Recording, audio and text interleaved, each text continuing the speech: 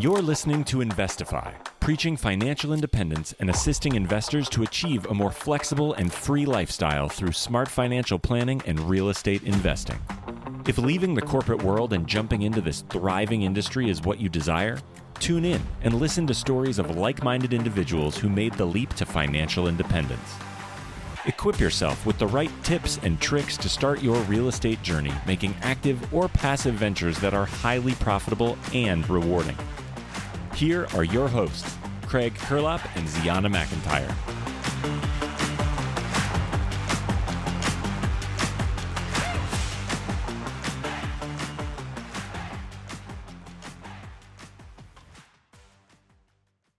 What's going on, everyone? You are listening to Investify. My name is Craig Kurlop, aka the Fi Guy, and I'm here with my co-host Ziana McIntyre, aka Z Money. How you doing today, Z? I'm doing great. I'm sitting in Washington State. Every time I've been telling people I'm going to Washington, they're like, "You going to DC?" No, we have a state called Washington too. And I'm in my new Airbnb. We just spent a week setting it all up. So yeah, Nice. Hit me up on Instagram if you want to check it out, if you want to come visit. But yeah, it's been a journey. We got this done real fast, actually. So we've been mostly just exploring Western Washington.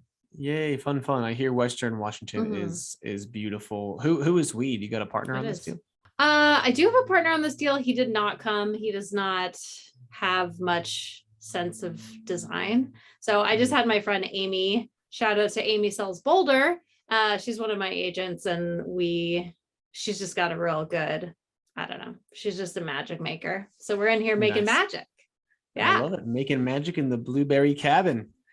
That's right. Yeah, that could be. Yeah. What's new with you? We are sitting in Albuquerque, New Mexico right now. I just finished an Ironman this past weekend. And you did?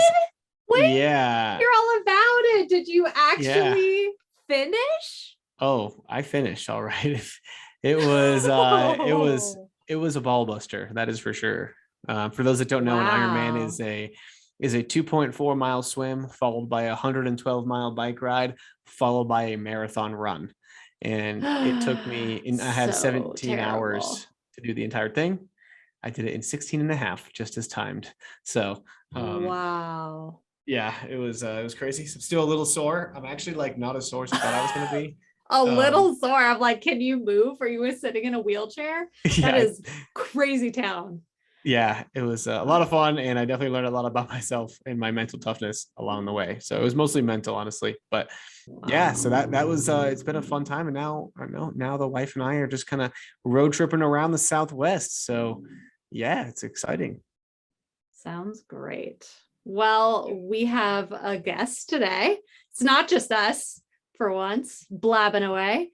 Matthew Sullivan is joining us, and he's got a really interesting product to talk to us about, a way to utilize your equity that even Craig and I didn't know. So definitely listen on to the end, because he doesn't really get into it until halfway through the show.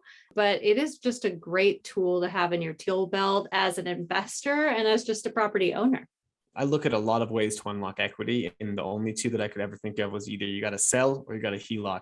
But Matt's got a really cool third way that I think a lot of people would be able to use. Like, even if you've got a bad credit score, even if you've got bad debt to income ratio, and you just don't want to sell. So yeah, let's bring Matt on so he can tell us his story. Hey everyone, big news. Investify has now partnered with RentRedi. And yes, we've partnered with RentRedi because that is the software system that both me and Ziana use to do property management for our rental properties. It makes things super easy. We can send applications, get background checks and credit checks. Tenants, when they come in, can pay rent automatically through there. They can submit maintenance requests, do everything you need to do for property management all in one place. That's why RentRedi is the thing that we've done. I've been using them for years now, and that's why we reached out to them for a relationship on the show.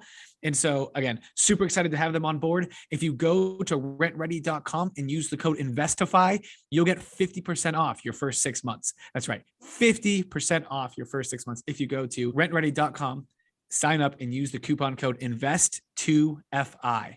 And can't wait to see you there. Let us know. Hit us up on Instagram, hit us up on wherever, and let us know what you think of RentRedi. Because again, I think it's an amazing software. I use it all the time. You can access it from your phone. Amazing stuff. So thanks so much. And let's get back to the episode. Matthew Sullivan, welcome to the show. How are you doing today, my friend? Very well. Thank you for having me on. Yeah, no problem. We had some technical difficulties in the beginning, but that would not stop us. Adapt and overcome, perseverance. It's like real estate, right? It's like financial independence, all this stuff. That's why we're here today. And so, Matt, we want to take it back, maybe take it way, way back, as you alluded to, where you first heard about or learned about financial independence. I think it's one of those things. It's linked up with being sort of genetically engineered to be an entrepreneur. So financial independence for me goes hand in hand with unemployability. And so so in other words, it's more of a make necessity is the mother of invention. So I was such an as a young employee fresh out of university, I think I became instantly unemployable and just basically always wanted to run my own business. And so therefore you have to learn how to become financially independent. What do you mean by unemployable? It's in other words, you're so irritating as an employee because you want to do everything. I mean, if your boss says to you, look, all I want you to do is this thing here, this thing I've told you to do.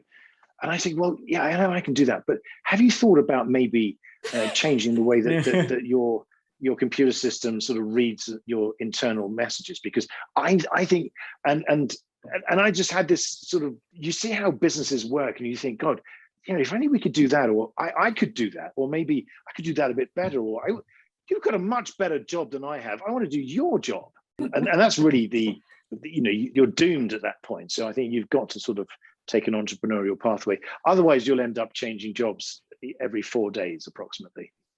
Right. And that seems to be what a lot of people are doing these days. And so, okay, you become unemployable. So then after how long did it take you from graduating, university or college to then go ahead and quit your job and do your own thing? It starts off as this sort of irritating tickle in the back of your mind, where you think, I've gone to school, I've gone to university, I've done all the things that I'm supposed to do, but it just doesn't quite feel right. So the idea of going into, I had a few years worth of jobs. So I started off life as a insurance sort of sales, and in the early days, this was back in when I sort of left university, but late 80s. And then in 88, I moved back to London and then started out as a stockbroker. So for 4 or 5 years, I was broking the Far East markets as a stockbroker. So Hong Kong, Singapore, Malaysia, Indonesia, Philippines, and Thailand. Really interesting times, late 80s, early 90s, just after the global financial meltdown of the late 80s. And so we were really at the very forefront of these new emerging markets. So that was really, really exciting. But again, it just didn't feel like that was my thing. So the couple of the guys that were my bosses at that point split off and set up a small corporate finance company. And I joined them. And that felt much better being in a small organization where we could really start doing things. So, we ended up doing some really interesting deals. We ended up owning 50% of Per Lindstrand's hot air balloon company. And funnily enough, we ended up going to Richard Branson, and my boss, Rory McCarthy, said, Richard, would you like to fly around the world in a hot air balloon? Because it's the last great challenge known to man. And we happen to own a hot air balloon company, and we've got all the designs. And so we ended up getting, really close with, Sir Richard Branson. And for the next few years, we were working hand in glove with him. Do you want me to stop at any point? No, This is good. So this is kind of your corporate life, and you're kind of living the corporate dream, right? Like you're talking to Sir Richard Branson. It was kind of both, but I think it was probably late 90s. So I had about a 10-year career, stockbroking, banking, corporate finance, exposed to some really cool people, some really good things. And at that point, I just, just had to leave and had to go and set up my own business. So I then set up a telecoms business. So it was in the late 90s when the telecoms companies were all beginning to deregulate, and there was competition coming in. So I set up a resale business where we would buy effectively traffic and minutes at wholesale prices and repackage it and send it out. So, and that was using, technology, which is still very much in its infancy. This was way before, any of the internet was born. So it sounds like, okay, so it sounds like, you had this 10-year career from, late 80s to late 90s. Late 90s, you start kind of doing your own thing. You see maybe some sort of opportunity in telecom space, right? The internet is starting to take off. You see an opportunity here. Like, what made you go into telecom? Well, it's a very good business. It's a business that allows you to make money when you sleep. It's a build it once, sell it many times. So if you get customers, and again, this is really the thread of pretty much my entire life, is if you can build platforms that allow things to happen without you having to push them, then that's how you get scale. So, telecoms is a great business. It is, very scalable, and it was a great opportunity then because there was a massive arbitrage opportunity between wholesale pricing and retail pricing. Okay, perfect. So you're basically like, it's a tech company, right? It's like it was kind of like not the start of tech companies, but it was kind of the start of this like recurring model where you sell something once, they're going to buy from you again and again and again and again. And that's why a lot of venture capitalists and people in that industry love the kind of like recurring or reoccurring kind of revenue model, because you can make money while you sleep. Is that correct? Yeah, it is. But again, you've got to, in terms of the historical context, this is really before. This is at the same time you've got CompuServe and AOL, and people are mentioning the word internet, and no one really knows what that is. So this is happening at that same sort of time. So late 80s, so late 90s, early 2000s, very exciting times, because really you've got the launch of the internet. So lots of stuff happening, particularly in markets that are being deregulated. So when you have markets that are deregulated, you have competitive forces come in. So all sorts of opportunities pop out there. So, it was a really, and again, this is the sort of times that we've seen with blockchain and other types of, technologies, same sort of feeling. Yeah, I was just curious if there was a moment that you realized that you didn't want to work in a traditional sense. Like, were you cognizant about this need to go entrepreneurial or to pursue financial independence, or did it just kind of happen? No, for me, everyone has their own point where you realize that actually today's the day that this is what I want to do. So I'd always wanted to be in smaller environments where I had a say in how the business was shaped. And for the first few years of my career, that worked very well because I was in small organizations. But there comes a point when you feel you have enough, experience that you really want to impose your point of view on other people. The point came where I wasn't pushed, there was no moment. It was the right time that, okay, now there are opportunities. I can see those opportunities, and I think I can actually do something to take advantage of them.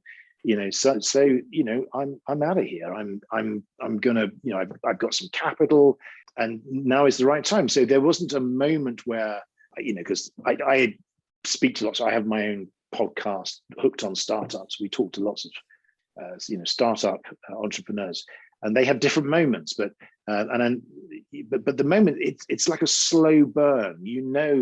Instinctively that you want to paddle your own canoe. And it really just, for me, it was that moment was the moment that I wanted to do it. It was the following day, right? Today is the day that I'm going to set all this up. I have no idea how I'm going to do it, but I know that I'll figure it out. And that was I think that's an important point as well. So after the telecom, did you do a series of startups? Is that kind of like why you have this podcast now?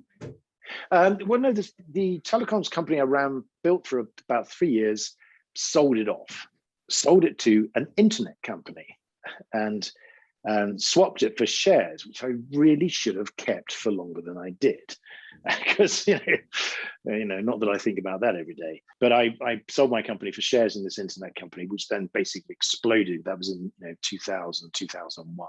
So we really rode the wave and worked with them for a little bit, but then again, split off and set up my own company, which was, we were the first company to build a platform to bill data on the internet. Well, one of the very first. And this was interesting because at that time, if you wanted to buy internet services, it was a fixed rate, $20 a month, and you would get everything you wanted.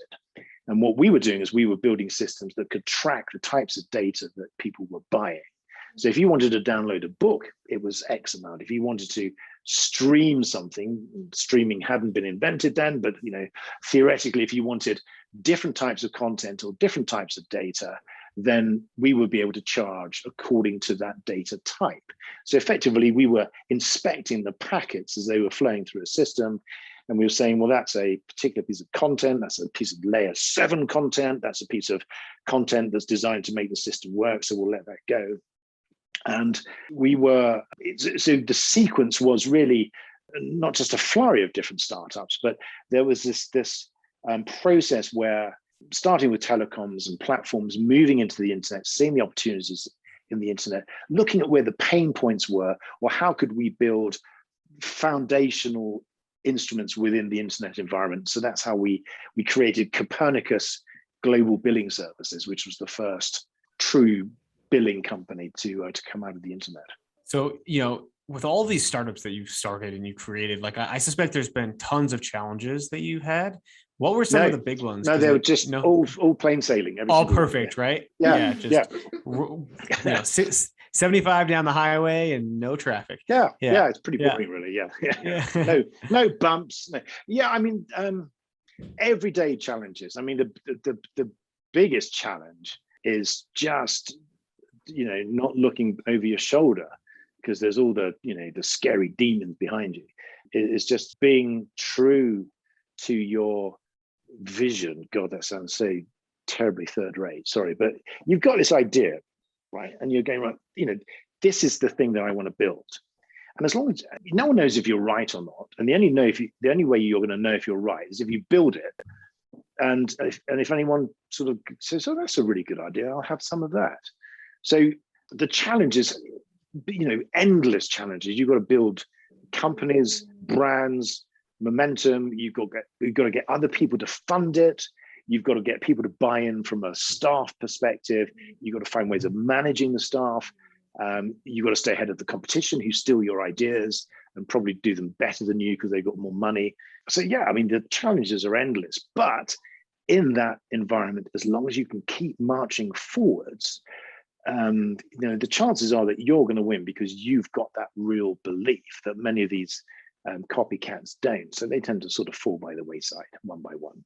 That's great. That's good to know. Yeah. And I think so. Obviously, it's, super cliche, but in any business, whether it be the internet business or the real estate business, there's just, you got to strap on that suit of armor and get ready to get hit, right? Get ready to get blows and take shots and take bullets, because you're gonna go through the trenches.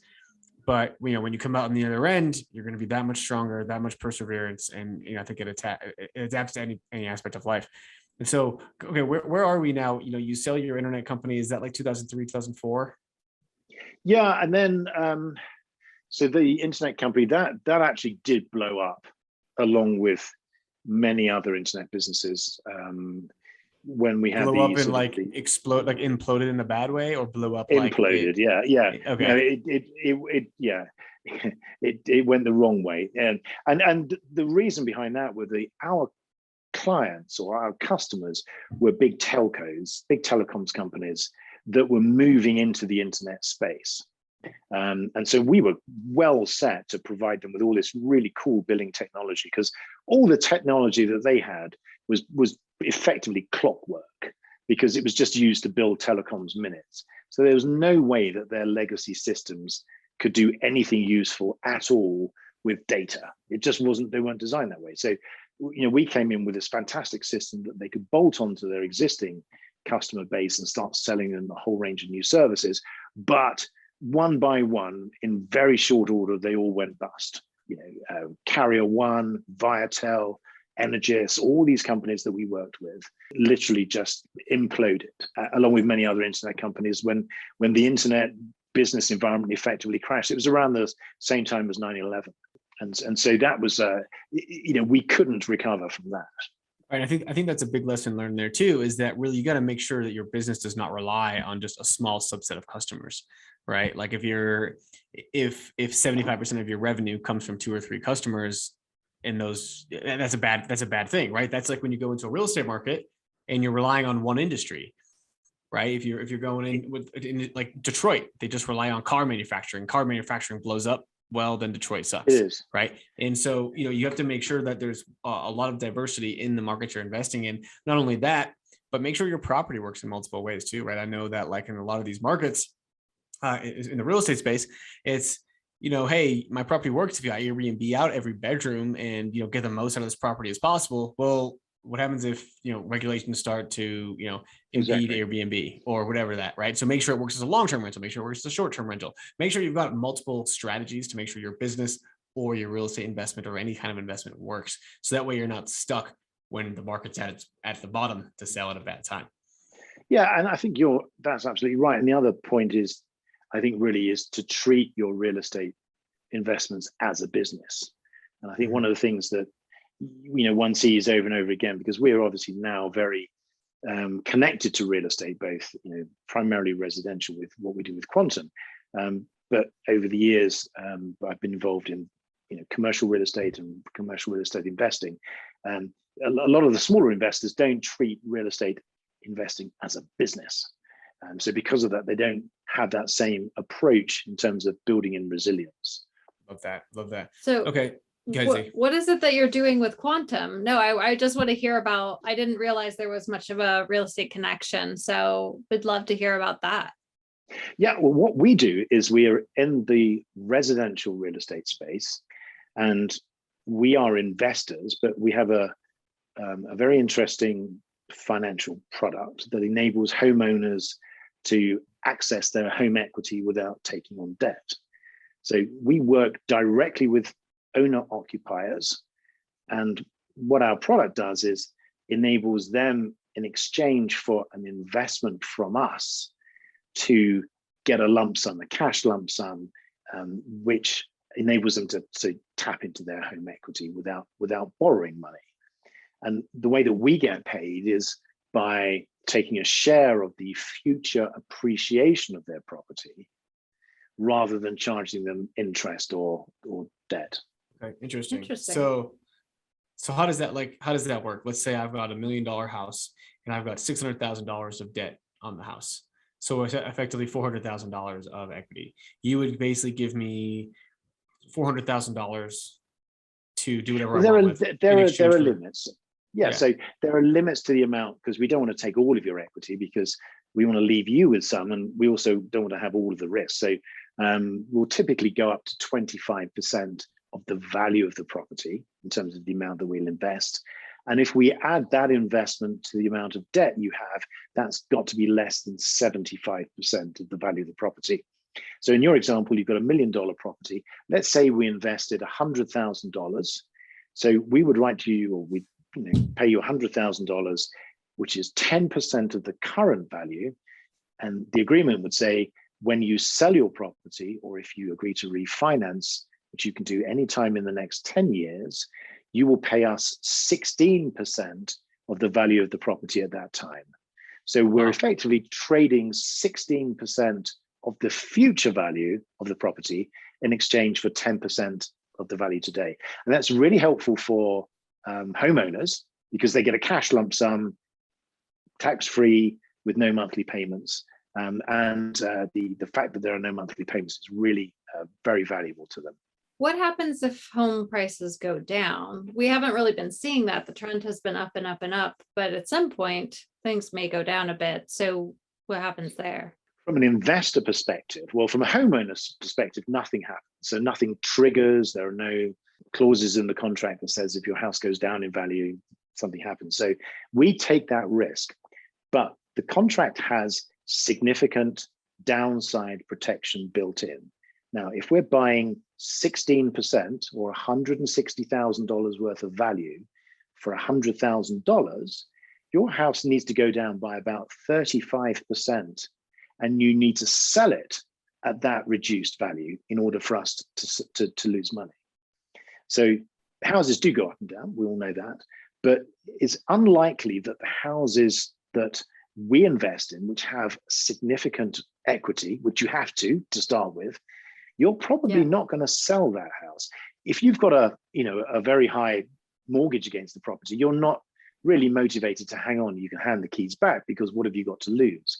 But if you've got a big chunk of equity as a homeowner, you're going to hang on to it. So you're more likely to ride the downturns.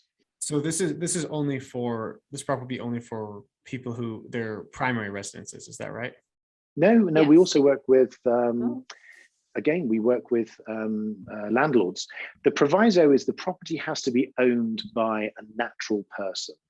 So you can't work with us if the property is owned by an LLC typically. And the reason for that is normally when you sell the property that's owned by an LLC, you sell the membership interests in the LLC. So the property doesn't actually change hands. So that kind of ruins our models because we like properties to be bought and sold so that we can have liquidity events.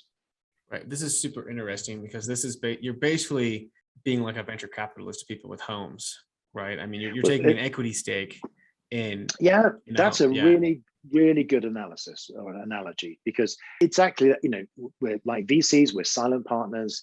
If the property does well, or if the company does well, the homeowner benefits and the investor benefits. Right. Now, the big problem though is liquidity. So we've got to wait 10 years potentially. So the other part of our platform, we take those home equity agreements that we've originated and we use blockchain technologies to fractionalize them and sell them in a secondary market. So in the next few weeks, you'll see our secondary market go live. And that's where smaller investors can come in and buy a small piece of the home equity agreement on your home. So that's the equivalent of a venture capitalist buying a chunk of Airbnb shares and then, enabling smaller investors to buy into them.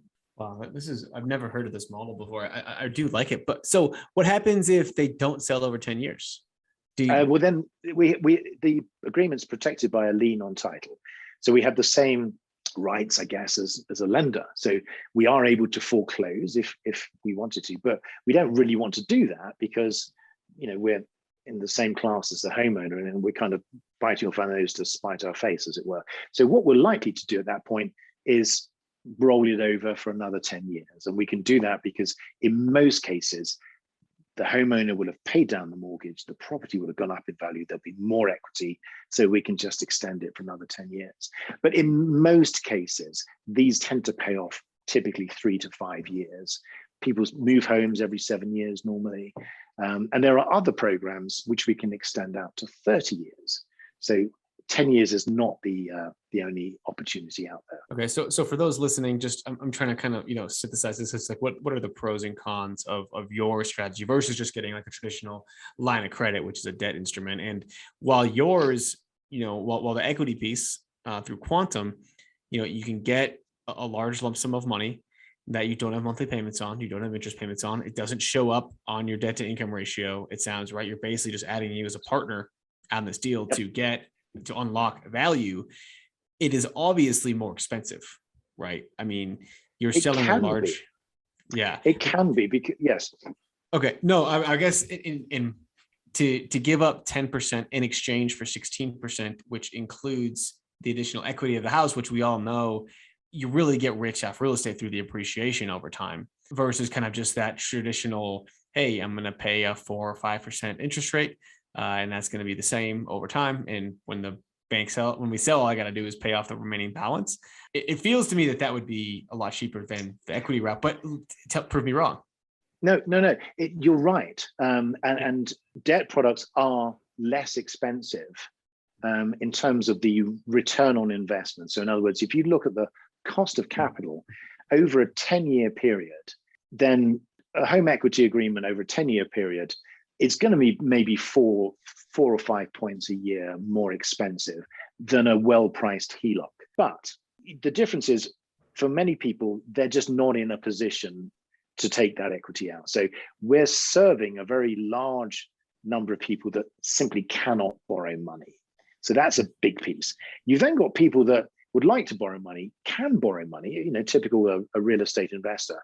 But if I were to borrow money, then that's going to cap me out in terms of my borrowing capability. So if I can somehow find a way to access the equity in my properties without increasing my debt to income ratio, that means I can buy more properties with more leverage, because each one of those properties can service the debt. So they're different animals. So if you look at them on a cost by cost basis, you're not really comparing apples with apples, because no monthly payments, there are no income requirements, very, very low credit scores, 500 plus. It's a very different proposition altogether. Yeah, I'm just mostly making a comment, but it's kind of like looking at hard money or private money. It's like that might not be the first road you go down, but it's the road you go down as you're an investor and you need more avenues, right? You need more access to capital. Maybe you've already exhausted kind of the easy low-hanging fruit that's cheaper, but now you need to go into just other products. So this is really cool for people to know about as a secondary product. But that's it. You're right, but also there's another way of looking at it, because rather than it being sequential, in other words, we'll try debt, that doesn't work, let's move to hard money. You can look at this as a parallel funding mechanism, because for a homeowner, they don't have access to hard money. They don't have access to accredited investor money or equity financing or mezzanine financing. The only financing they have at their fingertips is debt, different flavors. A HELOC, cash out refinance, a second mortgage, that's it. So if they get turned down for a HELOC, for example, and they've got $500,000 worth of equity in their property, and they're turned down because they were affected by the pandemic and they've run up bills on their credit cards, so their credit scores come down, they've still got $500,000 worth of wealth there, but they cannot touch it. So this is a parallel strategy that uses equity funding. So it's not, you're right, but you can see it in a much more benevolent light. This is now a funding mechanism that was not available to homeowners, but gives them extra choices now rather than having them constricted just to debt. It's another tool to the toolbox, right? And the more tools you have in your toolbox, the more things you can build. And exactly. I think it's so interesting, because you're right. Like, this is the only way to unlock equity is through either selling it. The only way to unlock your equity is to sell it or to HELOC it. And that's really like the only two options. And so giving this third option, again, with people who don't have jobs, right? Like, maybe you don't have your job right now and there's no way you get a HELOC. Well, there you go. Maybe I just don't want a HELOC. I just don't want extra. There's so much equity in my property, because I never expected that over the last 2 years, that my property, as an example, that one's property would have appreciated. I mean, we were talking to some people today, a small house in California somewhere. It's gone up $250,000, which is more than it's gone up in the last 5 years. So that money was never expected, but how do you get your hands on it? You're right. If either you can't get the debt or you just don't want the debt. If I'm in a position now where, I'm happy, I'm meeting my obligations, I don't want to increase my monthly outgoings by, a couple of $1,000s a month. And if that's the only way that I can get my hands on the debt, then I'm not going to benefit from it. Okay. Yeah. So, question. So let's say we've got the $1 million house. Let's go back to that example. We've got $1 million house. I got $600,000 of debt. You make $100,000 investment, and you effectively get $160,000 worth of the house. Now, let's say that house appreciates to 1.1 million, right? I still only have the 100 and whatever thousand of liquidity, the capital that you gave me. But obviously there's this extra 100,000 now. Would you kind of infuse an additional 25,000 or something like that, kind of as the house is appreciating in value, or what happens, one time? Yeah. So with the 16% stays solid. So that doesn't change at all. But if you sell your house for 1.1 million, then we would get 16% of 1.1 million. So we benefit if your house appreciates. Now, we don't give you any more money. Okay. But the thing is, you've got that $100,000. The question then is, what are you going to do with it? Now, let's say you've got $50,000 worth of credit cards where you're paying 25% interest. You're now getting a 25% return on that money if you pay your credit cards off. Or you could put it as a down payment on another property, which you can leverage, and you can flip that property. You could make 100% return on that capital. compared to, so it's how you use that capital. You're diversifying away from your primary residence. So, as investment advisors, one always says, don't put all your eggs in one basket. But for most people, all of their eggs are in one basket. So it's another very handy way of diversifying out of their primary asset. I have a question about the life cycle of this business, because when we started out, we talked about the telecom company and how it was just kind of the timing of what was being developed that just faded out. It wasn't really going to work any longer. I wonder if this is a really good product right now because properties have been going up and up and up. But if we see a downturn, what will happen with this business model? Do you feel like this has longevity? I think, yes, I do. And the telecoms, the billing business is still there today. So not the same business, but the model of billing for data is universal now. So without that, you would have no services on the internet.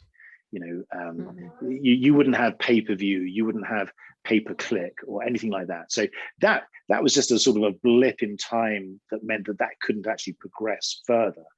But looking at this business, the time is now, because of the downside protection that's in these instruments. It's a perfect way of investing in a down market.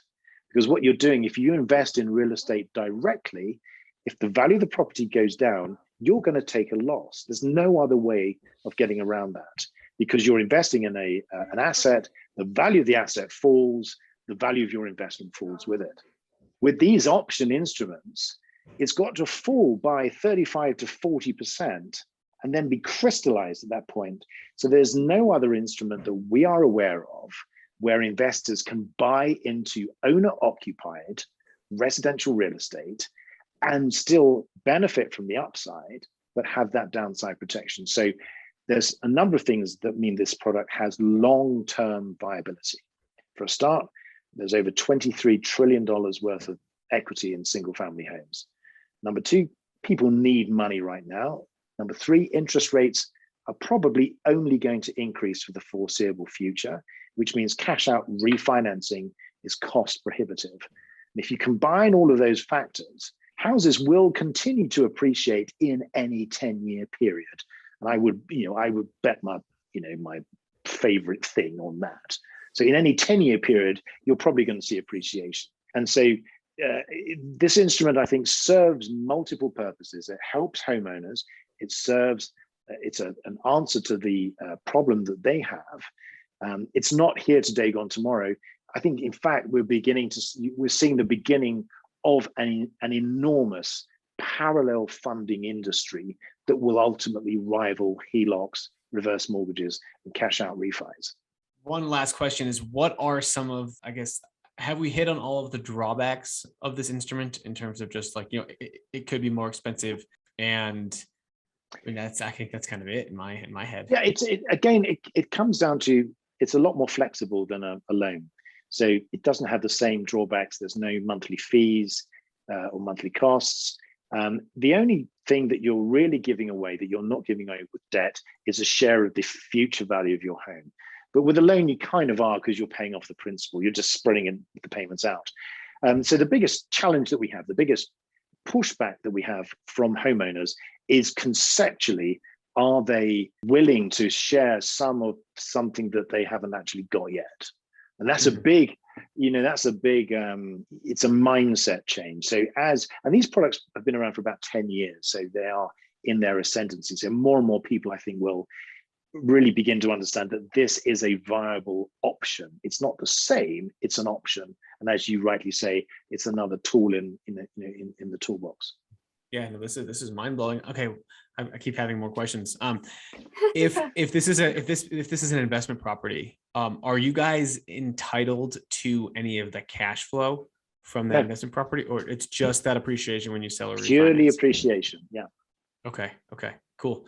Man, that is great. Z, do you have have a anything question? else? Yeah. Yeah, I'm curious if you've had people be upset at the end, because it's kind of this, like you said, it's something they haven't realized. And so they don't know how much their property is going to go up. And then at that point that they do sell their property, if it's gone up a lot, which properties have recently, are they ever feeling, I don't know, I know like what you they mean. didn't know what they were going to get into? Well, I think, and that's a very, very important point, because that's why it's so important that we do explain to people categorically and in many different ways what you are getting into and how this works. But the other thing is that we advise them on a quarterly basis through statements what they owe us. So we'll send you it's like part of the servicing process. So you'll get a statement from us every quarter saying, this is our estimate of the value of the home. This is what you would owe us if you sold the home today. So every 3 months, you're getting a reminder, this is in place, don't forget about it. This is what you owe us. And I think that's really what's going to help people prepare themselves the moment when they do sell their home, because they've always, got this, in the back of their mind. Okay. Yeah, I mean, that's a great way to go about it. Yeah. So Quantum seems like you guys are a big player in the space. Who are some of the other players that are doing this? There's a company like Point, who are based in San Francisco. They just raised $112 million in the Series C. So, congratulations to everyone at Point. Companies like Unison, HomeTap, who are based out on the East Coast, Unlock. There's only about 4 or 5 companies in the space. Altogether, I think we'll probably collectively do about $1 billion this year in investments. And earlier this year and at the end of last year, we saw 2 important securitizations of these home equity agreements, one from Point and one from Unison. So that means you've got institutional buyers that are buying these instruments in a secondary market. Now, our business is focused on small investors, the guy in the street, as it were, because we're opening up this asset class to regular investors, because at the moment it is just the playing field of it's just institutions, family offices, pension funds, hedge funds. Those are the only people that can invest in that right now. All that's going to change in about 4 weeks' time. Yeah, I think that's going to be incredible once you guys Fascinating. open up that secondary market and allow people to, allow the secondary market of the buying and selling of shares of homes through the blockchain. I think that is kind of revolutionizing the real estate industry. And so if I guess in layman's terms, it sounds like if I wanted to own a piece of a property in Memphis, Tennessee, I don't need to go buy a property in Memphis, Tennessee. I can go, buy John's share of his house for 50 grand and own 16% of the house or whatever it is. Well, actually, it's a bit better than that, because we don't go on title as owners. So we don't own the property. So we don't have any of the obligations or liabilities. We don't have to fix the house. That's John's job. He's the owner. All we get is the appreciation. So we get all the good stuff with none of the bad stuff. So in other words, as an owner of a property, again, you have the issue of how do you maintain it, toilets, tenants, trash. But if you're not owning the property and you can still benefit from the equity appreciation, that is a very interesting place to be. Very cool. Very cool. Yeah. Awesome. Well, I think it's about time to head into the final part of the show. Before we do, Matt, do you have any final words that you want to give to our audience? No, just very exciting times. I say no, and then I'm going to give you some. Very exciting times for us. We've been working on this for about 4 years. We're delighted to help all the homeowners that we help. We're excited to be at the sort of intersect of prop tech and real estate and fintech, and so it does have faint signals from the future, as it were, is making us all bounce up and down in a very excited manner. Super. Yeah, you're bouncing on your ball. I am indeed. Literally and figuratively. Yeah, awesome. All right, Matt. Hey guys, if you're thinking about becoming a real estate agent like us, you might want to go to Kaplan. That's where I got my license, and I found that they made all this really dull information actually kind of interesting and very memorable. So if you're looking at getting your license, see if they have your state. They cover a lot of states, but not all of them. And if you want to get a little discount, use our code INVEST2. So the word invest and the number 2. Thanks, guys. The final 4. All right, Matt, what are you reading right now?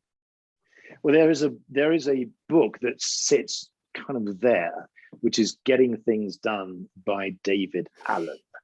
And it's Does it just look at you? It's sitting there, just reminding no, you to do the right thing.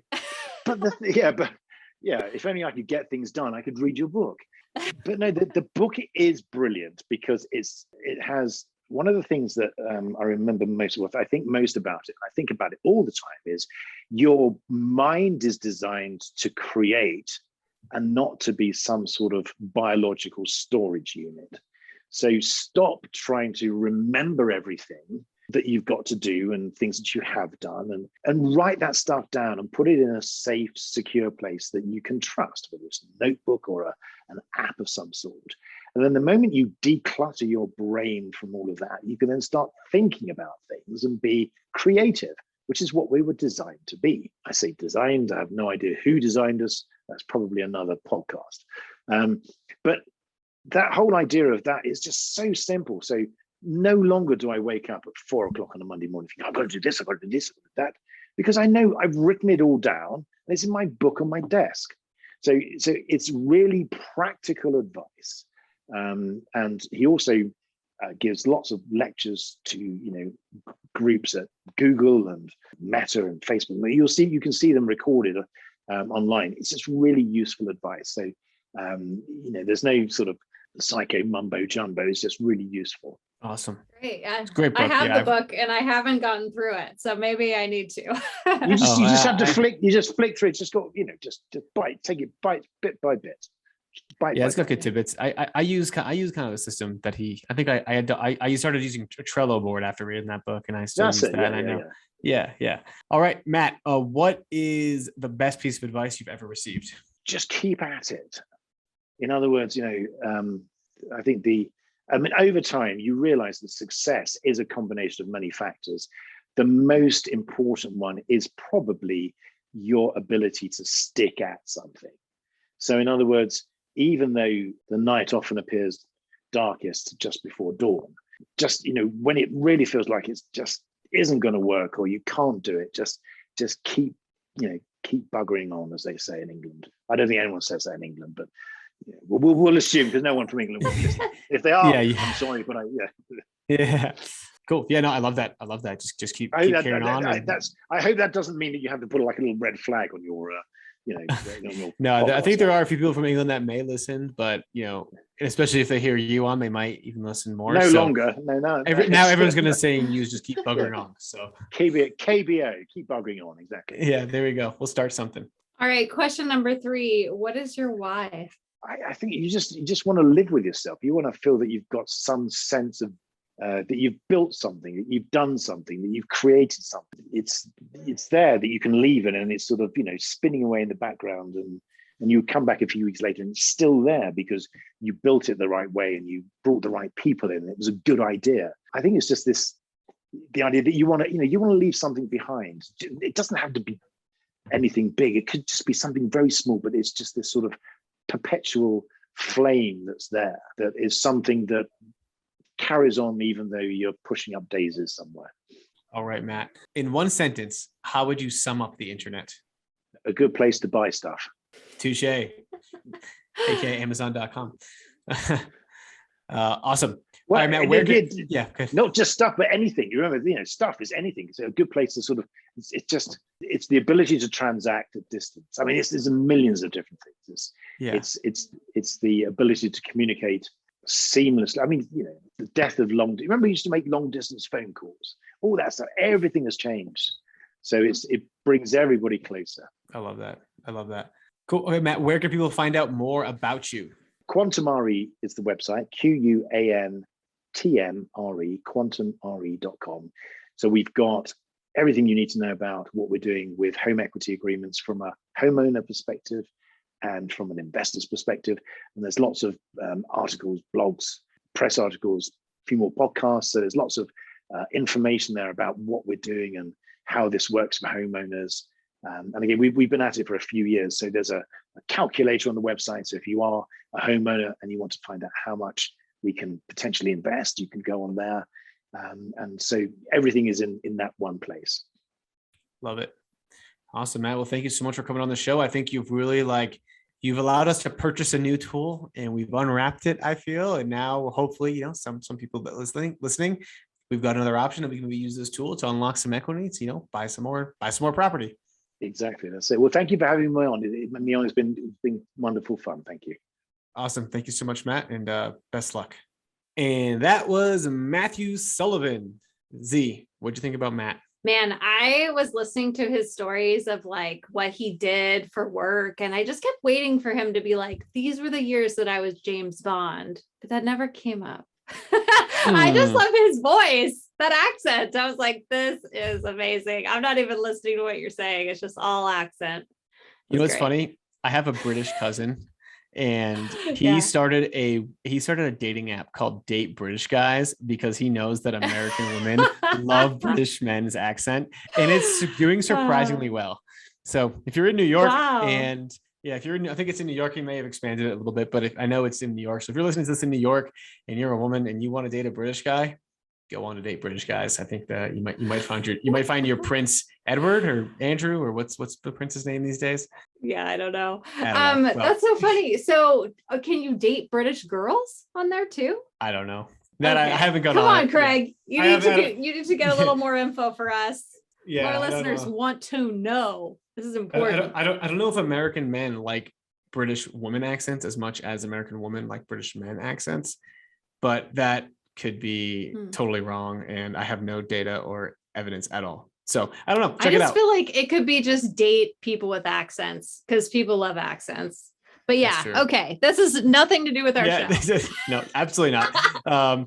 But no, I thought Matt's story was pretty cool, right? He kind of always had that entrepreneur bug, and now he's really making an impact on the real estate space, and he kind of is flirting. He's kind of on the edge of the real estate space in terms of like some futuristic stuff, where he kind of briefly talked about how pretty soon you'll be able to buy and sell these shares of equity in other people's homes, right? So if you wanted to own a home in a different city and you didn't want to go through all the due diligence and the team and all that, all you got to do is purchase a share in that secondary market.